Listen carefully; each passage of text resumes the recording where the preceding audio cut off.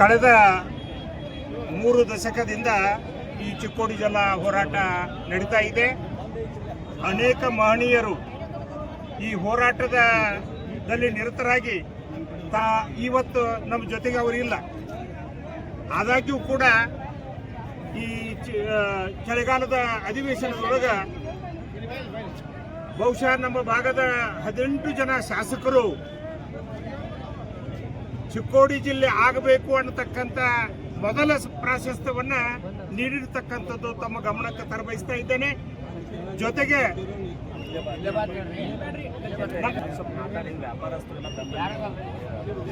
ಚಿಕ್ಕೋಡಿ ಜಿಲ್ಲೆ ಆಗಬೇಕು ಅನ್ನತಕ್ಕಂಥ ವಿಚಾರದಿಂದ ನಮ್ಮ ಲೋಕಸಭೆಯ ಸದಸ್ಯರಾಗಿರ್ತಕ್ಕಂಥ ಪ್ರಿಯಾಂಕಾ ಜಾರಕಿಹೊಳಿ ಅವರು, ಸತೀಶ್ ಜಾರಕಿಹೊಳಿ ಅವರು, ಅಷ್ಟೇ ಅಲ್ಲ ಲಕ್ಷ್ಮೀ ಹೆಬ್ಬಾಳ್ಕರ್ ಅವರು ಅತ್ಯಂತ ಮುತುವರ್ಜಿ ವಹಿಸಿ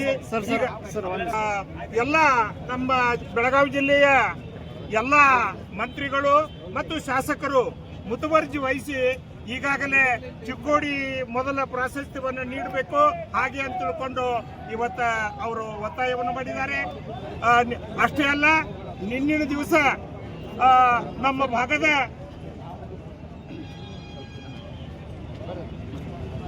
ನಮ್ಮ ಚಿಕ್ಕೋಡಿಯ ಶಾಸಕರಾಗಿರ್ತಕ್ಕಂಥ ಗಣೇಶ್ ಹುಕ್ಕೇರಿ ಅವರು ಬರೀ ನಮಗೆ ಜಿಲ್ಲೆ ಮಾಡೋದು ಅಷ್ಟೇ ಅಲ್ಲ, ಇದಕ್ಕೆ ಅನುದಾನವನ್ನು ಕೂಡ ಕೊಡಬೇಕು.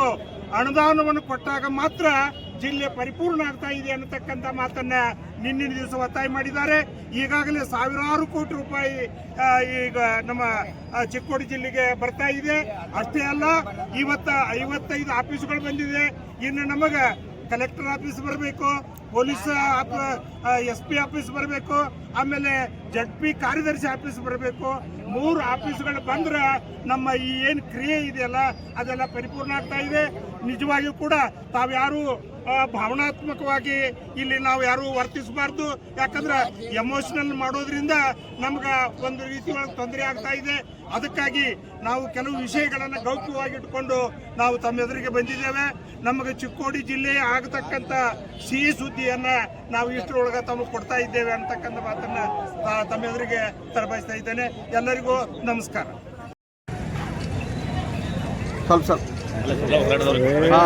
ಸ್ವಲ್ಪ ಇಲ್ಲ ಸ್ವಲ್ಪ ಈ ಕಡೆ ಸರ್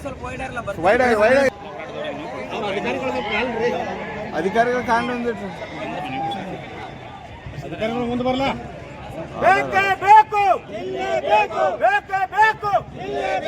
ಏತಕ್ಕಾಗಿ ಹೋರಾಟ, ಏತಕ್ಕಾಗಿ ಹೋರಾಟ. ಈಗ ಸ್ವಲ್ಪ ಹಿಂಗೆ ಇದು ಮಾಡಿ